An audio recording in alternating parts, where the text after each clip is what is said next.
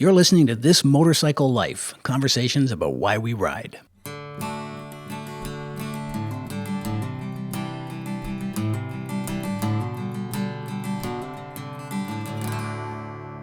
Episode 1, The Long Ride.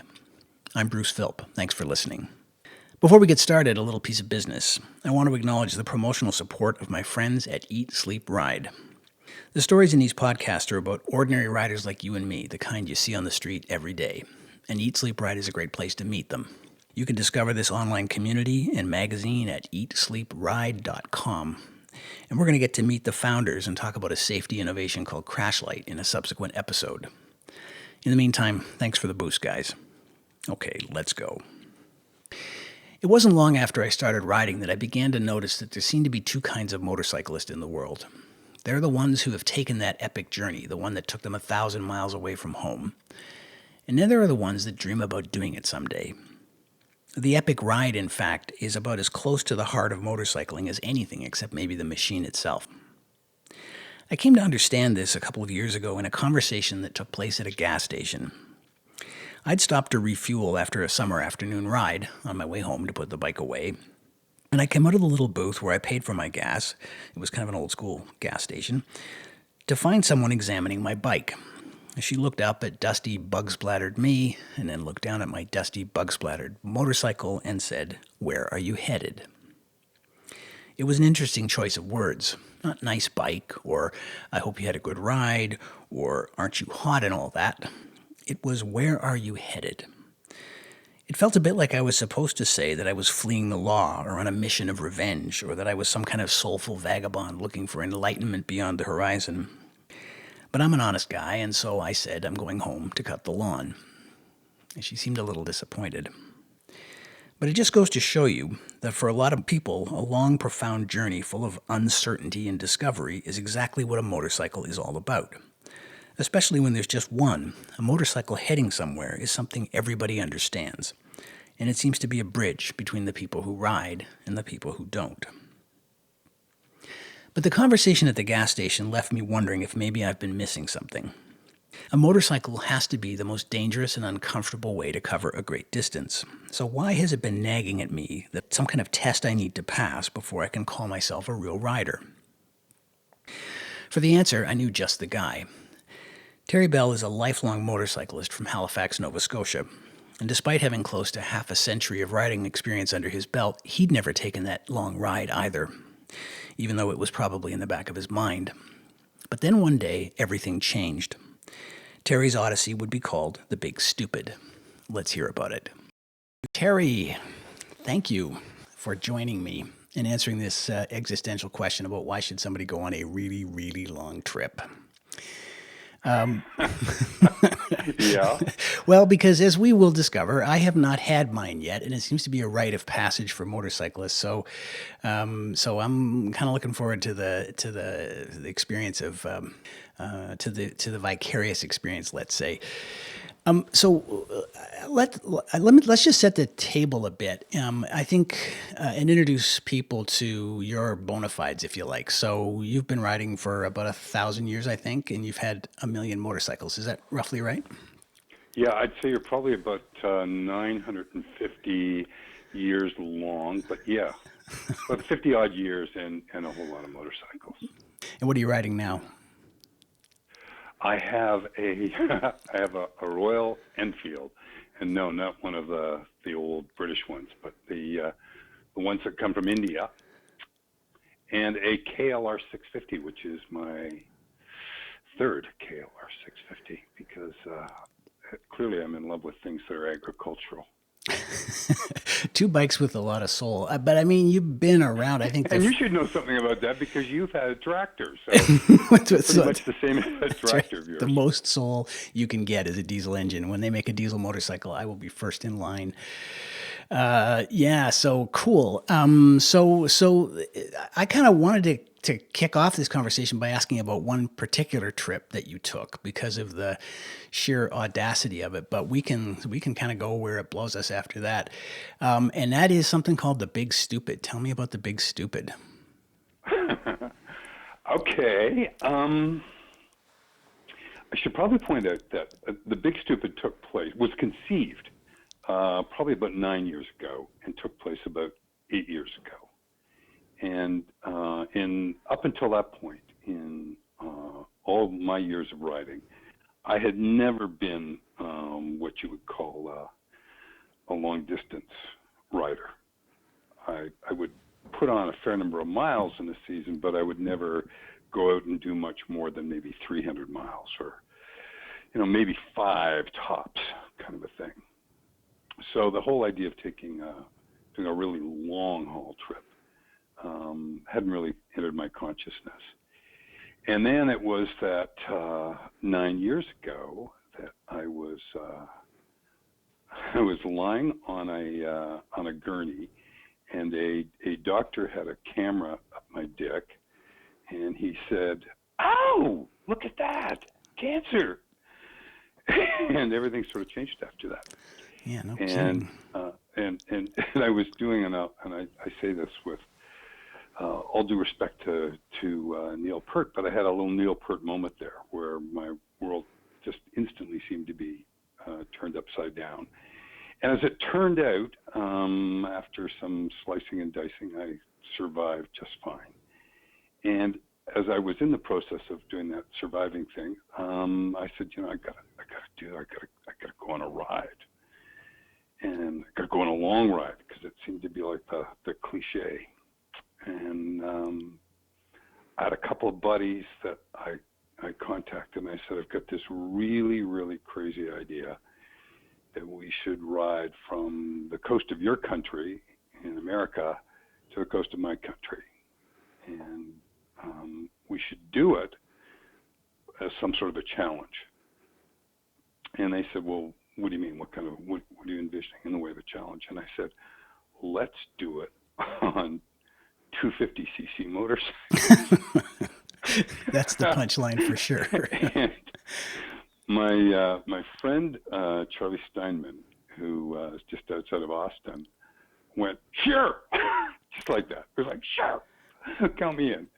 And another dear friend, Bob McClung in Corpus Christi, Texas, said, oh my. Oh my. So he took a little arm twisting, but we eventually got him. And then we proceeded, because we had set this out, we're going to do this the following September, because we figured we might need a little prep time, emotional prep time, probably more than anything. So we started telling people what we were going to do.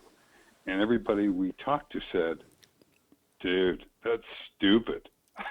So that's how the name came about for the ride. We just said, you know what, everybody's saying this, let's just call it the Big Stupid. And that's how it started. And the route was? Well, the thing that we decided that we were going to do is meet up in Seattle. And we were going to ship our bikes out there to Seattle. And then Bob said, that's not really as far west as you can go. What we really want to do is put our foot in the Pacific, and then do another foot in the Atlantic. So Westport, Washington was what we called the real departure point. We flew into Seattle, we overnighted there, and then we took off for Westport, Washington, and then we began the Odyssey, which I would count as one of my truly great memories in life, as far as I can actually recall it. and no, because that's what we managed to do. Is we did roughly 400. We averaged, I think, 450 miles per day for 14 straight days. And after a while, it just all starts running together. Right. I mean, you recognize that there's mountains and high desert and plains and river valley roads, but we never really saw anything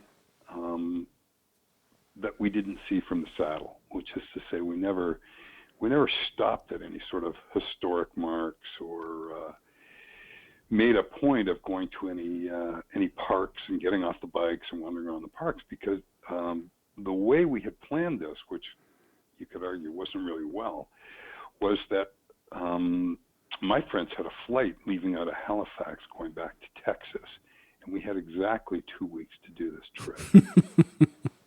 And along the way, we said what we're going to do is we're going to go and stop in Kansas City and see another friend in Kansas City and sort of rub it in his face that we're doing this amazing trip. And so we went as far south as Kansas City and then came across again. So on the one hand, it was terrific. And on the other hand, I sort of said, you know what, I'm not going to do that again the way we did it this time out. There wasn't enough time to lap it all up. I don't know if that's making sense to people who do long distance ride, because I know a lot of guys out there are doing the iron butt stuff, and I sort of look at them in awe, because I go, holy crap, I know what we did, 450-mile days, and for those guys, that's nothing, you know. And I go, my ass has never been so sore in my life as when I was doing that trip. Mind you, you weren't on a big, 1200 GS or something. You were riding what, a Ninja? Is that right? I was riding what at that time in 2008 was a new model Ninja, and my friend Charlie was riding the previous iteration, and Bob was riding a really nifty little bike, which was a Yamaha WR 250M, and the M stood for what do you call them? Those hybrids between dirt bikes and road bikes. I like dual sport or supermotors. Yeah, supermotors, right? Supermotor. It was an SM, and he had tricked out that bike to be a little adventure bike. So he had hard bags on it, and he had put a larger tank on it, and he had put a different headlight on it, and it was sort of this kind of cute little adventure bike. And he was infinitely more comfortable than Charlie and I were on our bikes. Yeah, and if I remember correctly, at this year's EICMA, I think BMW actually introduced that bike, the baby adventure bike. Yeah. So and what's really interesting about that now is that there's a distinct trend now that's starting to take shape for small adventure bikes. Yeah, you're seeing that. I think BMW has just introduced a 310 adventure bike. Yeah, a very cool bike, and a naked version as well. So and Honda just did a rally version of their 250. Like a Dakar rally bike as a 250, which is kind of cool. So, I mean, you talked about these iron butt guys. I mean, that has always felt a bit to me like an addiction, or like some kind of, keeping score. Maybe that's uncharitable, but this first one had to be heavy. It's funny that you mentioned Neil Peart, because I picked that book up a bunch of years ago and started to read it and put it down because I couldn't stand it. It was so sad. And I didn't get past the beginning because it just so happened that my own daughter had gone off to university. So I have to confess I never finished Ghost Rider, but the weight of that trip and what it meant to me somehow feels closer to the heart of the idea of a long ride. How do you connect to that? Well, I think you're absolutely right, because certainly from my perspective, our ride was what I will call soft adventure. I think for a lot of people it was, when I described it, they would think of it as a serious trial, but I don't think so. I think it was relatively soft adventure. But along the way in this soft adventure, out of the 14 days, we had 5 days of pouring rain and cold. I had a mirror from a jacked up Ford 150 pass over my head. So had I been maybe a little bit taller in the saddle and not seen it coming, it would have been picking me up with a sponge. I got almost taken out in the Rockies on a curvy road by a deer. So, all of those things are I think what you sort of expect if you're going to do that kind of a run. And then for me, that begs the question, well, why do you do it? And certainly I asked myself, why that I put up my hand and say, yeah, let's do this. And I don't know. I mean, I think there's some sort of purge thing that's going on in my mind, that when you get out there, that's for any length of time, that's what starts to happen. You start to, I don't know, vomit up stuff. That's a lot of time every day in your helmet, just to yourself. I saw online recently somebody had written, every once in a while you'll find on a message board accidental profundity, and somebody had said, inside of your helmet can be a heavy place. I think that's so very true. It is. I mean, we would get up at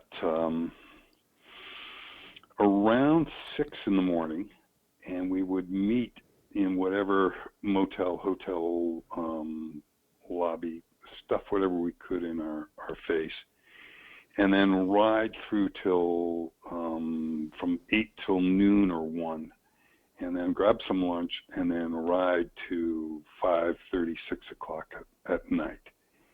And in between, we would stop for gas, and then we just mount up and go. So, at stretches, you're having three hours maybe, nonstop in your helmet, repeatedly, twice a day for 14 days.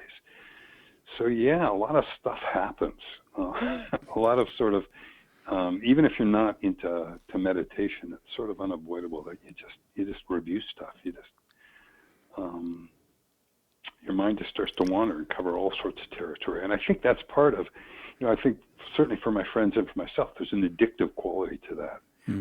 Interestingly enough, everybody I talk to experienced the same thing that I have experienced, which is at the very end of the trip, when we exited the ferry from Portland, Maine, we landed in Yarmouth, Nova Scotia. And when we made the drive from Yarmouth to Halifax, I was coming home to see my honey and my kids, who at that time were 6 years of age or 7 years of age. And there was a part of me as we were coming up the road that didn't want to get off the bike. And I mean, that's crazy, because I started missing them on day 2. And now all of a sudden we're pulling up the road, and I'm going, no, I don't want this to end. Come on, let's keep this going. Let's keep this going. So I'm pulling in the driveway. Hi, babe. and people I talk to are about long distance riding. They've expressed those same feelings. It's sort of I don't know, maybe it's got a bit of a narcotic thing going for it, where you just want to keep on going. Yeah, I mean, for me, that's riding, but I'm still pretty new at it. So it's not hard to understand how you could get there. I guess I don't want to sort of pick at the sort of your near miss that inspired this decision, but I am curious about how a long ride seemed like the right answer to this sort of mortal crisis. How did that seem like the right response?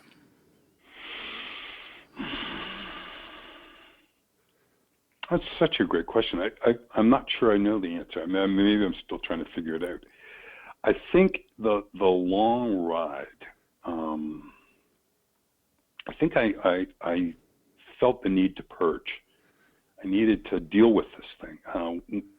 One of the things that anybody who has ever been diagnosed with cancer and has found themselves in a situation where whether it be operative or whether it be chemo or radiation or something else, and they're told at the time, I think we got it. One of the things that the shoulder never really drops for that 5 years until that 5 years after. Because I think the first thing that anybody does when they're diagnosed with cancer is they do something really stupid, which is they go to the internet and they dial up immediately whatever their cancer is, and they get the statistic. And mine said that 1 in 4 people who are diagnosed with bladder cancer are not around after 5 years. So for me, I sort of immediately went to, okay, I got a gun, and there are 4 chambers, and there's 1 bullet in the chamber, and so I was just completely spooking myself out with all of this. And I somehow felt that if I got on a bike and just went for a really long ride, that I could deal with this. This would be better. And I think what probably that was a magnification of what I feel when I ride on short distances, right? So I get out there going for maybe 100-mile scoot or something, and I feel this meditative thing that starts to happen. Because if you don't pay attention, as you well know, if you don't pay attention when you're riding, then bad things can happen. You really are required to be focused. And when you're focused on what's happening out there, you don't really pay attention to a lot of the stuff. I think I was probably craving that. I was going, you know what, for 2 weeks or 3 weeks, if I imagined it as that at the time, then you know what, that's all I'm going to think about. I'm not going to think about whether or not this is metastasized or whether it's going somewhere. Just get out with my friends and ride. Right. And I think that was probably the motivation. Yeah, it does push everything out of your head. There's no doubt about that. And I'm curious, I mean, you talk about, going out for a ride for an hour, 2 hours, 3 hours, 4 hours. But this is a bit of a different deal. So I'm going to just confess here that I'm a big chicken, and I prefer to sleep in places where there are chocolates on the pillows. I have not, had that sort of grand adventure, but right, sorry, but I'll got to be, truthful on the internet. Well, that's part of what I was saying. This was a soft adventure because we packed no tents for this, because I had determined up front. And I didn't have any problem getting agreement on this. We're not going to be pitching tents. At that time, I would have been really. This was going to be like a celebration of my 60th birthday. Right. So I went. You know what? These bones are just they're just like too old to be doing that shit. So we said what we're going to do is track down anything that we can find that's clean. That the sheets aren't doing a second or third time around. As it turned out, we pulled into a Holiday Inn Express, and we had it worked out perfectly. So we started getting up in the mornings going, okay, if this is the mileage we have to do, is there a Holiday Inn Express around the end of the day? No sponsorship. And with the exception of 3 nights, we managed to hit Holiday Inn Expresses right across the continent. That's awesome. So, yeah. But I mean, so you can throw a credit card at a lot of the things that you might be afraid of when you decide to do the long ride. But the fact remains that, you could wind up with 2 straight days of 60-mile-an-hour crosswinds in Idaho, right? Or there are certain things that you can't fix with a credit card. Well, but that's it's so funny because that's exactly what happened out of Arco, Idaho. Is we were riding and we saw ahead of us the skies had gone the color of cigarette ashes is what I think I described it as. They were really, really black, and we thought, okay, we're riding into some really bad weather. And probably about 5 minutes after having thought that, I watched Bob, who was a bike ahead of me, just get blown across the entire 2 lanes, like instantly. Yeah. And just sort of recovered and came back in. And the winds from that point on had started, and I was as close to leaning over 90 degrees to the right in order to stay upright. And then the tumbleweeds started coming out. And it was like a video game. We, for the better part of an hour, we rode through these incredibly powerful wind and mile after mile of tumbleweed coming across the road to the point where it was getting caught in my wheels. And then when we finally managed to take shelter, and we chose this sort of roadhouse that actually turned into be a motel, we found out that night that an 18-wheeler had been blown over just not far from where we were. So, yeah, there was no fortune teller for that. We had no idea that was coming. So, I mean, what's that moment like when you realize, okay, we're in it up to our necks and there's no real bailout here? Are you like, are you sucking the upholstery on your seat up into your underpants, or how do you, or is there calm resolve, or what is that moment like? Well, you know what? It's really funny you should say that, because There was some calmness, but probably not for the first 3/4 of an hour. The terror was there for the first 3/4 of an hour, um, because of this incredibly powerful wind, and all this going on with the tumbleweed and stuff. There was a sort of an understanding that the most hazardous thing we could probably do, because the rain started to come as well, the most hazardous thing we could probably do is pull over. Right. Because there wasn't much of a shoulder. And we figured if we do that, somebody with target fixation is going to just take us out. So we really felt that there was no other option than to keep going.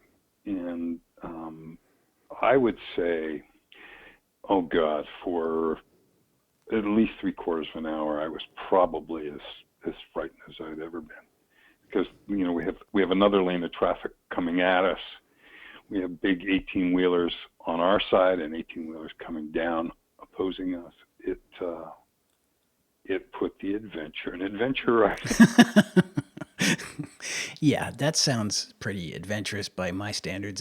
My brief tastes of that kind of terror made me want to just pull over and weep under a tree until the sun came back out. I Yeah, can't imagine having no yeah. choice. And how is that not a metaphor? I mean, one hates to be obvious here, but what you just said, that you just have to keep going. Did that kind of contribute to the cathartic benefit of doing this? Yeah, I mean, I think your use of the word metaphor is really interesting because, I think I'm a big fan of Anais Nin's words when she says, "We don't see things as they are; we see things as we are."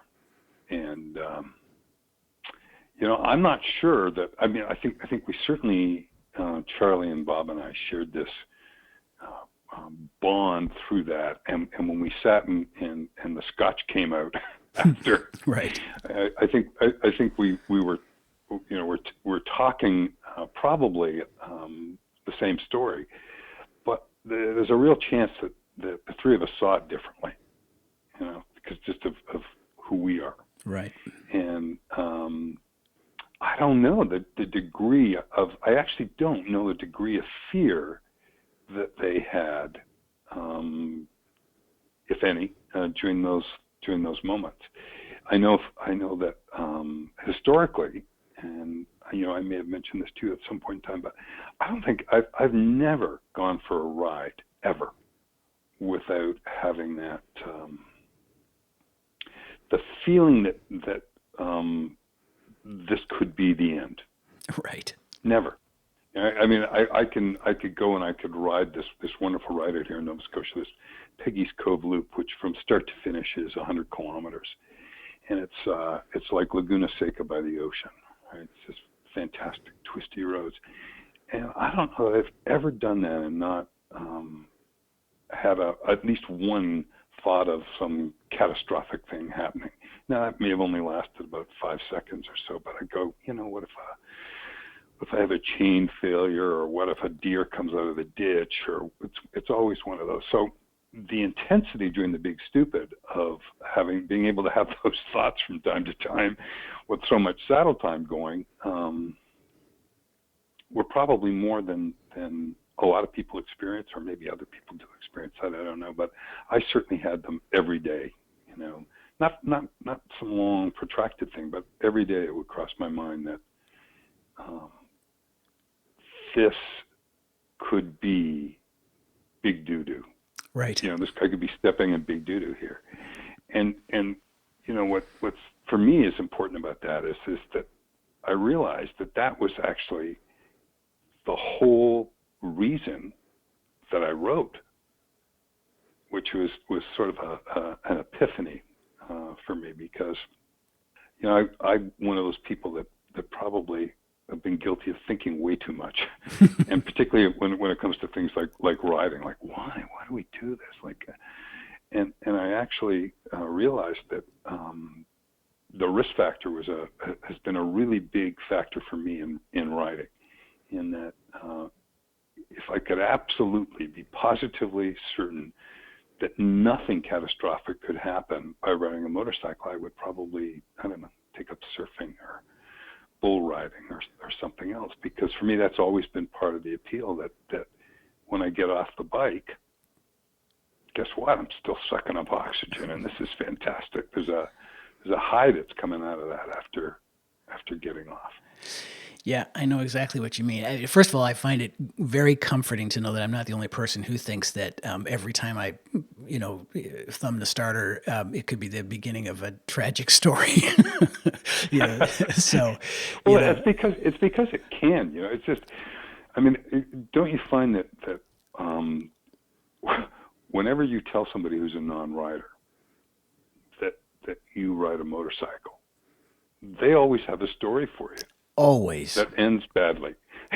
They always have a story that goes, oh, I have a friend's friend, or my mother's friend, and you go, oh no, you're going to tell me something, right? About some guy being decapitated, but they always do. They always have these stories. A lot of people, very few people, or they tell you, oh, a donor cycle, You go, no, stop it, Yeah, I totally relate to that. I am thinking of somebody in particular, in fact, who I'd love to do an interview with in a subsequent episode, because he has always claimed to want to ride, but he just thinks it's too dangerous and irresponsible. And I want him to sell me on that point of view, because I look in his eyes and I'm not buying it, And I think, like, for me, the thing is not about just risk. It's not about, and you can tell me if you agree, but it's not about, the rush of danger. It's more like this idea that at any moment it could end. You could choose to make that happen, or it could be random.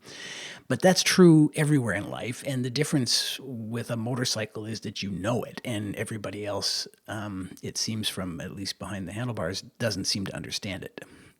So in other words, it's kind of like a heightened awareness as opposed to a rush. Yeah, I would agree with that. I mean, I don't know. I mean, my experience, I don't know what your experience is, but my experience when talking to people about why they ride, most people aren't going deep on the subject. Most people, the one of the words that comes to mind immediately is freedom, right? The freedom, the wind in your face, or if they're helmetless, the wind in the hair, and the smells that you can smell from a motorcycle that you don't smell in a car. And you know what? You're more connected with the elements, and that sense of freedom is terrific. And you know what? I get that. I do. I get where you can imagine that you're flying. Maybe I've had that sensation where you go, wow, this is without a pilot's license, this is probably as close as I'm going to get to flying. Yeah. But I think that alone for me wouldn't be enough, because I could probably get that, with small boat sailing, the wind in my face, and some of that exhilaration. And so I think there is, for me, a really deep connection with the fact that I'm on an edge. I'm just on an edge that I could fall off on either side of that That's edge. right. And one side I pick myself up, and the other side somebody else picks me up. Right. So I honestly am not sure that I believe people who say it's not that deep. I think people just don't want to admit it. Sometimes behind the disguise of a screen name, you'll see a little more honesty than that online. But in person, it usually requires a little bit of scotch to get people talking poetically about why they do this. So you've been on some long rides since then. Were they any different, or was it a repeat of the same experience, or did this change how you ride? Well, I went on a three-day ride from Halifax to Toronto. During that 3 days, the person that I was riding with, who had a Buell, their adventure bike, conked out 3 times on them. And so that qualified as a bit of an adventure, just being stuck by the road. I did that ride to and from, which was really, there was no, it all went really, really well. And then last summer, a friend and I circumnavigated Iceland for about 8 days.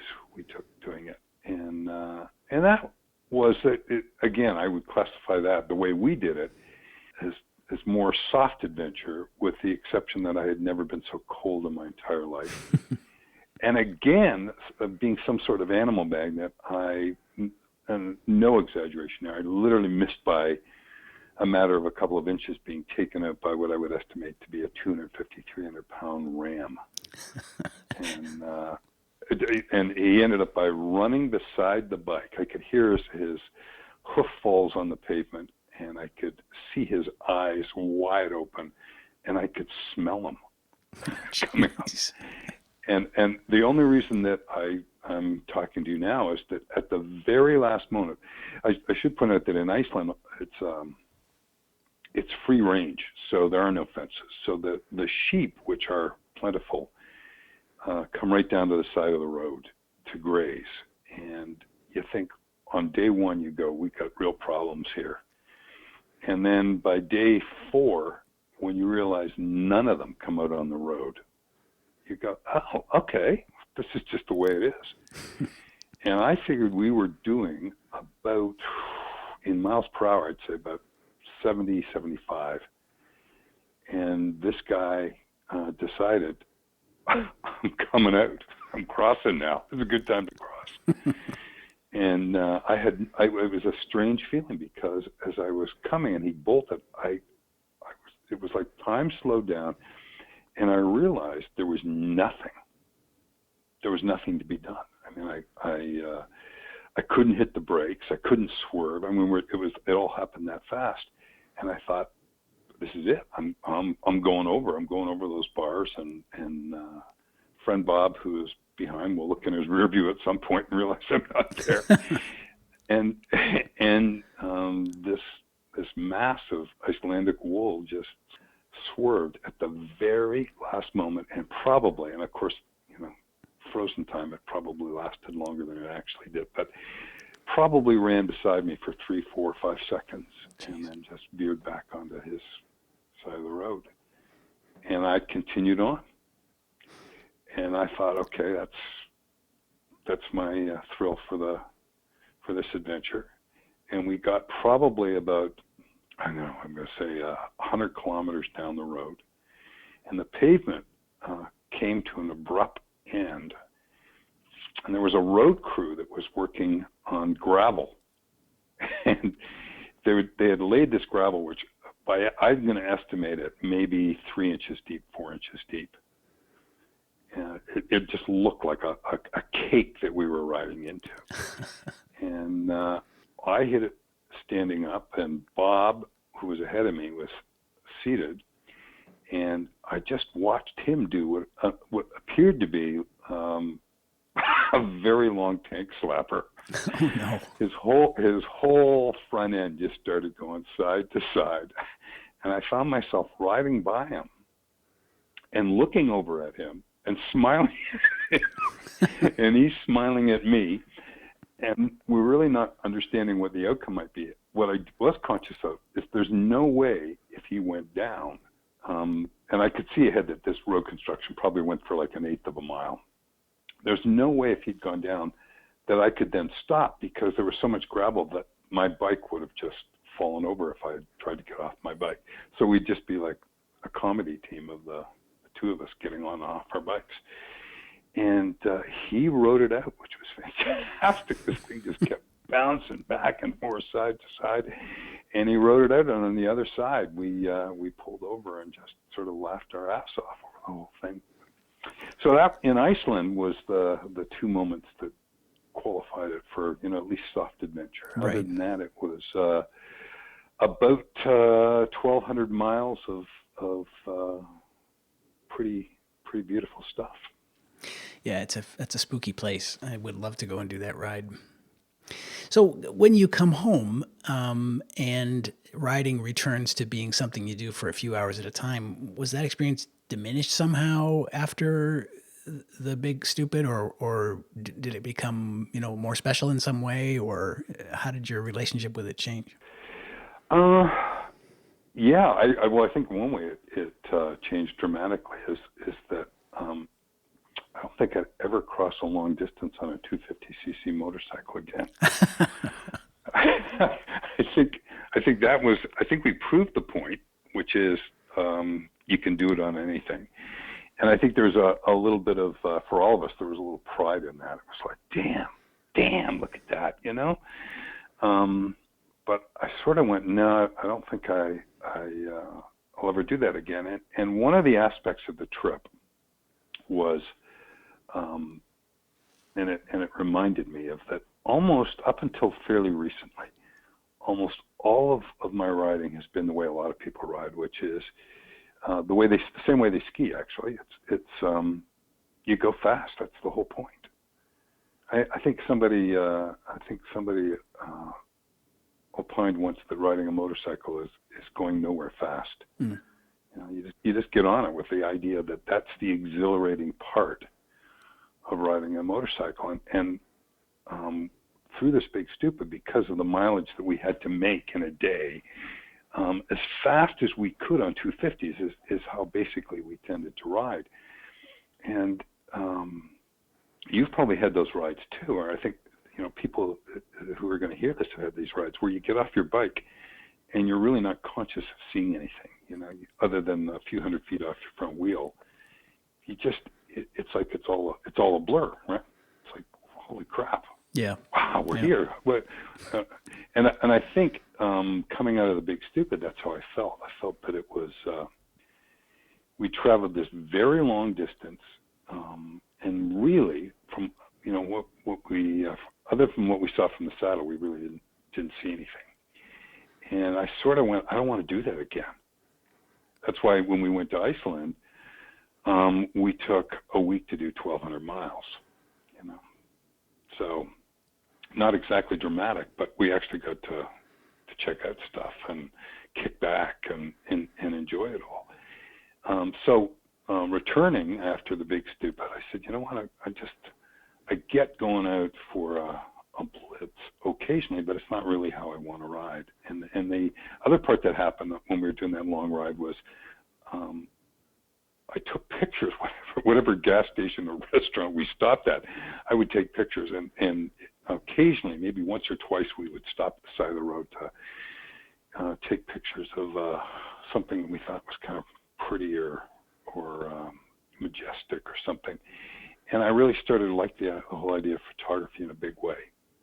So that sort of spawned me taking more and more pictures. And I'd get on a bike and I would find myself looking for photo opportunities. So that too has helped, you know, slow me down a bit, or a lot is probably more realistic. Yeah. But I think that probably more than anything.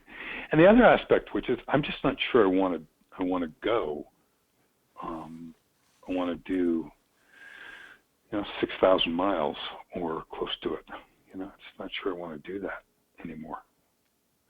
Yeah, I get that. And, you know, I sort of started late in life, as you know, and speed, you know, beyond a certain point actually doesn't thrill me. I'm still amazed to just be out there. So I completely connect with the urge to make a record of it somehow. I remember the stuff that you did in Bonneville that I saw on Facebook a little while ago, and I thought, man, this is somebody who loves what he sees, and I think the world's probably better off for that than an unrecorded story of riding like a maniac for 2 weeks.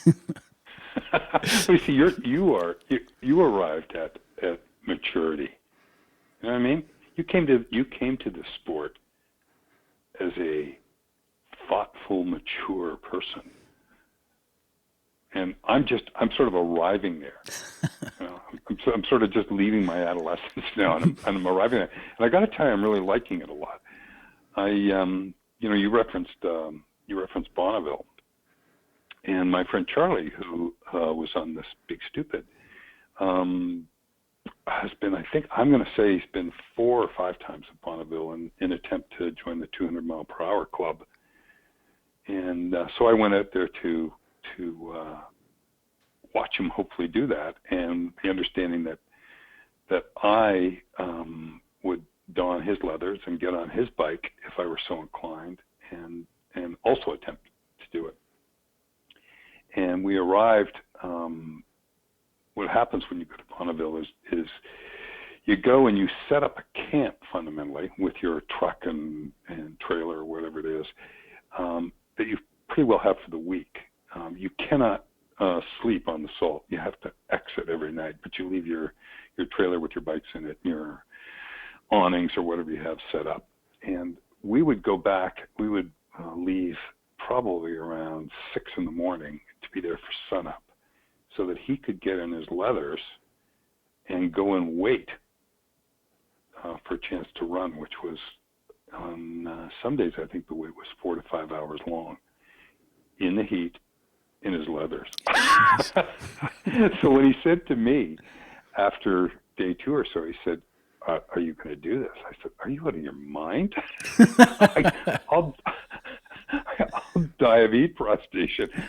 I'm going down. I just can't imagine in this heat being out there in leathers. No, I couldn't do it. But I would watch him run. I would watch everybody else run, and then I ran around taking pictures of everybody I could, doing portraits out there. Yeah, it's great stuff. Well, see, so you're. I think I've become soft. Just as I'm aging, I think I'm becoming soft, and I say that. It's so funny that I should say it, because I was just talking to somebody else today, and I think I've talked to you. Is I'm trying to look at something for my 70th, which is 2.5 years away, and I've got this idea that it should be Bhutan was under consideration as a run going through the Himalayas, and then what's the other place I talked to you about? Way out on the.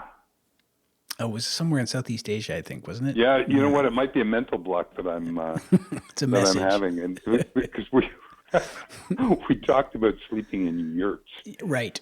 So yeah. No. So, but in my mind, I see that, and I have and Bob, who was on the Big Stupid, is thinking Africa could be a good call. But in all of those situations, in my mind, it's like 2 weeks tops, and certainly lollygagging by the standards that we applied to the Big Stupid. I think if you wanted to do, and I would tell anybody who is interested in doing cross North America, I would say give yourself a month to do it. Give yourself, say 200 and maybe maximum 250 miles in a day, so that you can just, take it all in. Stop places, hang out at some decent roadhouses, and don't make it into the big crazy. Right. If you're going to be alive, be alive. Yeah, I get that. So do I need to do this? Should this be on like some sort of a bucket list or something? Or a pilgrimage or some kind of penance? I don't know. I don't know. Is there a part of you that feels like you really want to do this? It's funny. I'm still so early in the game because, relatively speaking, I mean, guys who ride, with enthusiasm do so for decades and decades, and I'm not at that level yet. So I'm still just dazzled that I can do it. And to me, going out for a couple of hours, on a windy road and not screwing up is a huge rush.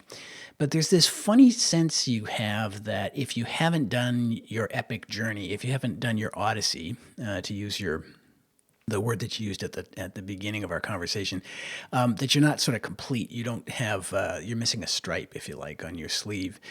So I think for the moment, for me, it feels more like a kind of rite of passage thing than a compulsion. But as I say, it's all so new that we might have a different conversation a year from now.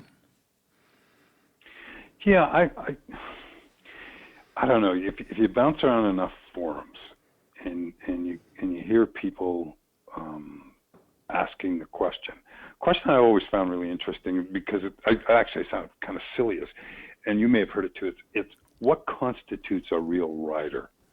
Right. Did you ever bump into that? Absolutely. Yeah, I mean, it's like, what constitutes a real rider? And what you will find is you'll find that somehow distance seems to validate you as a rider in other people's minds, right?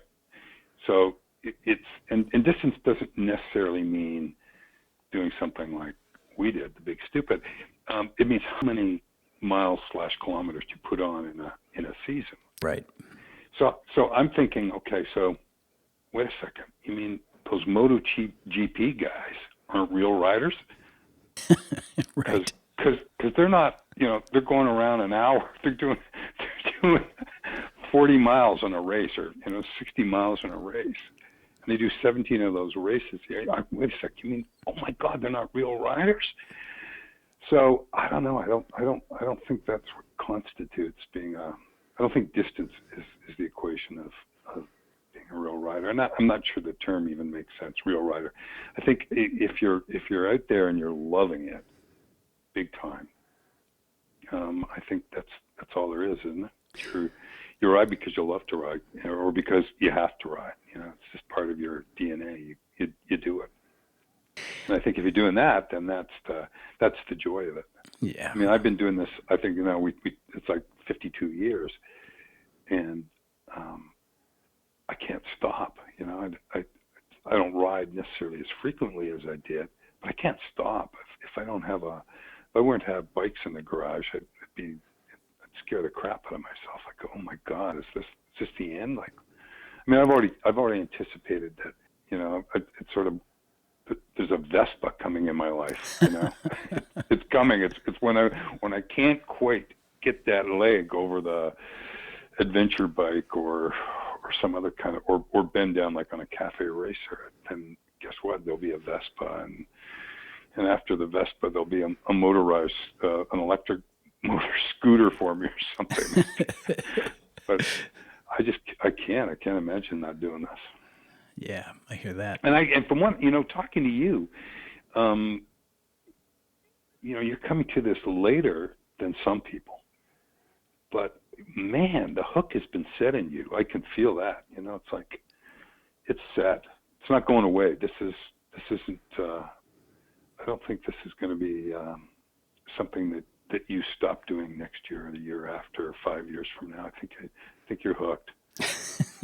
Yeah, I kind of feel like, if there's a supreme being, then he, she, or it is, face palming themselves, going, "He finally got the message."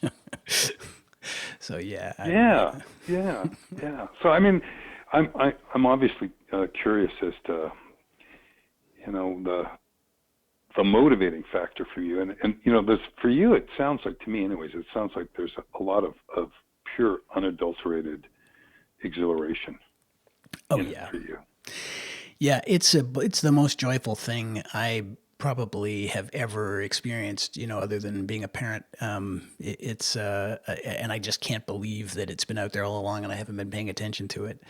But to me, to go out for 2 or 3 hours and listen to great music in my headset at a responsible volume, of course, and find flow is it surprises me every time that this is still possible. I ask people sometimes, when they tell me those horror stories about people crashing and dying, and wonder why I ride. I say to them, "What would you pay to feel like you were 20 again?" And the last guy I asked that question to, as I think I told you, email exchange. Well, guess what? You can get it for way less than you take. That's right. He said $1 trillion. I'm thinking you could get change back from 10 grand, but okay. Yeah.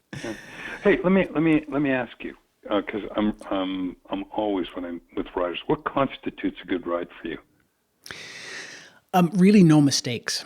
And I've never had that ride. But I have loops that I'll do where there are lots of curves, or at least what pass for lots of curves around here. And if I, you mean like a road that you're familiar with? Yeah. Yeah. Okay. Yeah, and it's not muffing any corners. It's not being surprised by something that's coming in the opposite direction that I didn't anticipate. It's having that nice flow, doing a corner in one movement instead of having to correct partway through. All those things that guys like you probably do instinctively. I still have to think about. So a good day for me is my heart wasn't in my throat at any point, and a passing motorist might have said, "Hey, that guy knows what he's doing." That would be a good day for me. Well, you see, the great thing about when you go on a long ride is you got a lot of days to practice that, right? You get a lot of shots at that day, that perfect day. Yeah. And I got to tell you that I think the days on the Big Stupid were perfect. And there were some perfect days, but it really didn't have a lot to do with the riding. It had a lot to do with what we were seeing from the saddle, which was just some spectacular stuff. When it came to riding, the Rockies, surprisingly, were not, going through the mountains, were not the best part for me. And for two reasons. One, because the bikes were challenged on the uphill portions, and that wasn't so much altitude challenged as it was weight challenged, right? It wasn't that the bikes with their carburation were acting strange. It was just, there just wasn't a lot of, there were grade challenged. Those were steep grades, and on the 250 it was like, And then what we would encounter, which has never been a favorite thing, and I know some people love them, are the hairpin turn. You know, I'm a big lover of sweepers. You know, I like to develop this rhythm when I ride, and we would be going downhill into crazy ass hairpins, you know, and repeatedly, like one after the other, after the other, after the other. So that was never a big moment. But when we got to the other side, and we got to West Virginia, oh my God, we had some roads in West Virginia that just went on and on with the most sort of voluptuous curves happening, that led us to believe that we were absolutely mastering them. I mean, it was fantastic. It was like a skier doing parallels going down a hill and develop a rhythm, and it's just fantastic. And then just as we were thinking, this is the greatest thing in the world, we had a decreasing radius turn out of nowhere. All these turns were identical for 20 miles. And then we hit this decreasing radius. And again, it was like serious sphincter slam, which I think was probably a reminder of that maybe, you know, I don't know, maybe there just isn't any perfection. Maybe you just, you know, maybe even those days are perfect days, you know, they're great. Just even when your sphincter slams shut and you're thinking, okay, I'm going to go down or something. But well, maybe so I don't know. I share that with you. I'm not sure that I've ever had, certainly from a riding and the technical side of riding, I've never had a perfect day. I've never done, and I have routes out here that I've done, I don't know, 200 times. I've never done every corner on the route the way I would like to do it. Just never. Yeah, chasing that thing. I can't. Probably the words I have uttered in my helmet more than any other have been the following: a low side is better than a high side. A low side is better than a high side. That's because it is, you know. It's because it is. Yeah, for sure, for sure. So, you know, I mean, I don't know that. Going back to I think the important question you asked is do I need to do one of those? And I think the answer, which sounds so obvious, is I think you do if you do. You know, if you really think you need to do this, then you should probably give it a go. But if you don't, I don't think that these long rides complete anybody. You know, I don't think so. Interesting. There's something we do. I mean, I did it. I told you. I thought I needed to purge stuff. I thought I needed to. In the end, I go, I don't know. I had a really enjoyable time with some good friends. Didn't see as much as I'd like to see going that kind of distance. Found that it turned into a bit of a blur, and had fun with my friends. Full stop, you know. So I think there are other ways of getting that on a motorcycle. I think you could go out for 3 days and have a great time.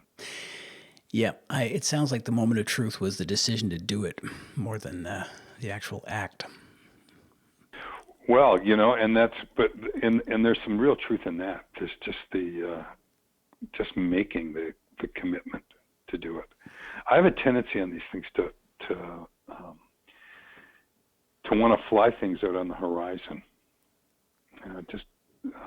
I'd get back from a trip with Victoria, or and I want to put something out 12 months from now, so that I'm now working my way to it. And that's why I'm thinking, for the place I was trying to think of was Mongolia for my 70th. Right. And I think I've read a couple of travel packages that it's actually 2 weeks of time, 2 weeks of saddle time going through Mongolia. So, I'm 67 and change now, so it's getting close to time to wanting to hang that out there and then move towards it. Now, personally, I think you should join me on that trip. Seriously, I really do. Are there chocolates? I think you should just go. Are there chocolates on the pillow? I think you should go. I'm going to do this. It's like just find yourself saying, okay, and then you go, and then I would remind you, well, you committed to this. You committed to this ride. But yeah, and if you choose to do the other, what's really strange is people have asked me, and asked Bob and Charlie, you guys did this long run. Do you have any advice, long distance advice? And I would say jump on some site like Adventure Rider and find out guys who do a lot of this, and probably take your advice from them.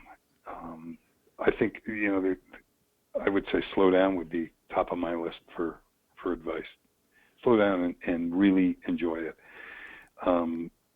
Travel light. Figure out what the necessities are, and then pack your bag and then take half of it out and travel with it. The mantra that came out of the Big Stupid for me was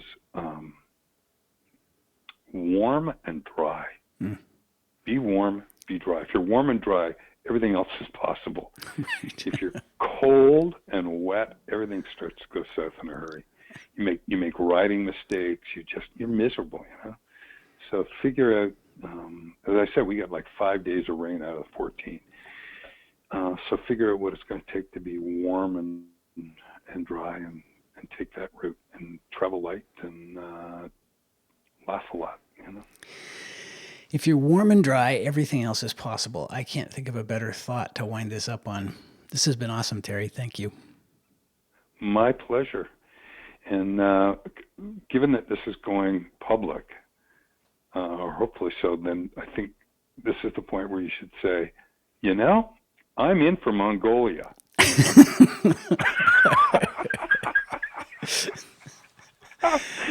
The feeling I'm having right now. You know what? I'm not gonna hold you to that. But it's been a real pleasure. Thank you. And I hope it goes well. And let me know. All right. Okay, man. Thank you.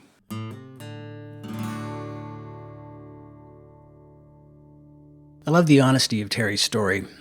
I also love this idea of hanging something out on the horizon and moving towards it. I think at the end of the day, that's what a long ride is all about, both when you're deciding to go and once you're out there. Probably in life too, but that's above my pay grade. The other thing I got from Terry's story was this sense of defiance. And if I'm honest, that's a feeling that I have every single time my kickstand goes up. I don't need to ride a 250cc motorcycle across North America to feel like I'm defying death. Still, I think that long ride is somewhere in my future. I just don't know about Mongolia. Before I wrap up, here's a long ride recommendation for your This Motorcycle Life playlist. This is a track by a German band called Den Man Tao.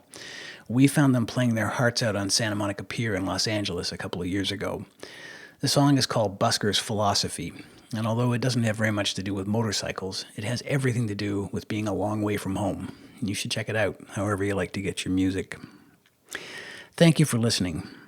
If you have comments or suggestions, I'd love to hear from you. You can reach me at thismotorcyclelife@gmail.com. You can also follow me on Instagram, where I like to post pictures of motorcycles I find on the street. Maybe I'll find yours someday. I'm at thismotolife. We'll have our very own website soon. And in the meantime, keep staying alive out there.